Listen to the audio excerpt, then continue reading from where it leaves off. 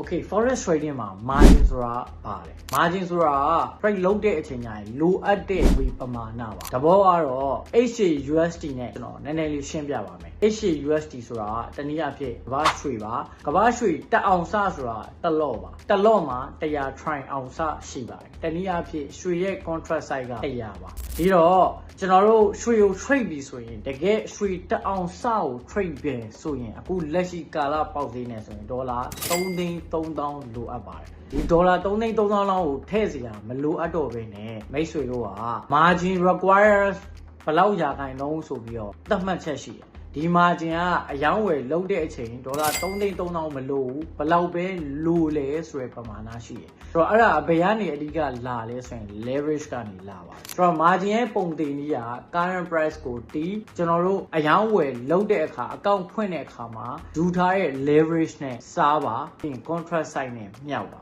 ဒါဆိုရင်ရွှေတလော့ trade တဲ့အခါမှာလိုအပ်မဲ့ margin ပမာဏကိုရရှိပါလိမ့်မယ် margin ရဲ့ပုံတင်နည်းကိုတိပြီဆိုလို့ရှိရင် margin ပုံတင်နည်းအတိုင်းပဲဘယ် currency ဘယ်ဖြစ်ဖြစ် margin requirement ဘယ်လောက်လိုမလဲဆိုတာကိုကိုယ်တိုင်ကလည်းတွက်ချက်ထားလို့ရပါတယ်အဲ့လိုပဲ trade လုပ်တဲ့အချိန်မှာ platform မှာတော့မိတ်ဆွေတို့ calculate လုပ်เสียမလိုဘဲနဲ့တလောလုပ်လိုက်လား 0.5 လုပ်လိုက်လား 0.1 လုပ်လိုက်လားမိတ်ဆွေလုပ်တဲ့ပမာဏပေါ်မူတည်ပြီးလိုအပ်တဲ့ margin ပမာဏကို auto ပြထားပေးမှာပါတွက်เสียမလိုပါဘူးဒါပေမဲ့လည်း trade တဲ့အချိန်မှာဒီ margin ကဘယ်ကနေလာလဲဘာကြောင့်ဖြစ်လဲဘလို့ကြောင့်ဖြစ်လဲဆိုတာကို trader တယောက်အနေနဲ့သိထားဖို့လိုအပ်ပါတယ်ဒါကြောင့်ကျွန်တော်ဒီနေ့မှာလာပြီးတော့မှ sharing လုပ်ပေးရပါနောက်ထပ်ဗီဒီယိုတွေမှာပြန်တွေ့ကြပါမယ်မိသားစုတိုင်းကျမ်းမာပျော်ရွှင်ကြပါစေကျမ်းမာခြင်းတွေလက်တစ်ပါးပါ